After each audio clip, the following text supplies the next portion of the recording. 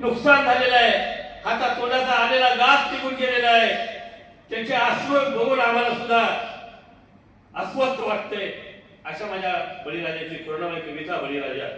अहो जगाव का म्हणावं शेतकऱ्याला झालंय, जगाव का म्हणावं शेतकऱ्याला झालंय, नको नको त्याचा नशिबी त्याच्या नाही, नशिबी त्याच्या नाही.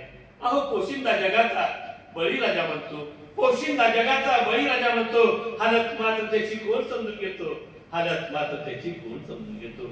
जरा उगाच पकड डोक्यावर निघतं, नवस संकट त्याच्या समोर येतं.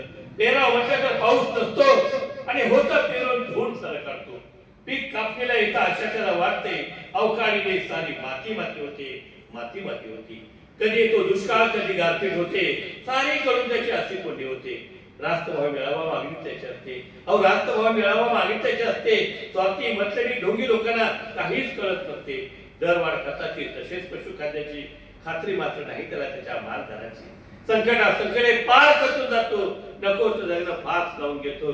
दिन आजच्या हे शेतकऱ्यांनी म्हणावे, अहो दिन आजच्या हे शेतकऱ्यांनी म्हणावे.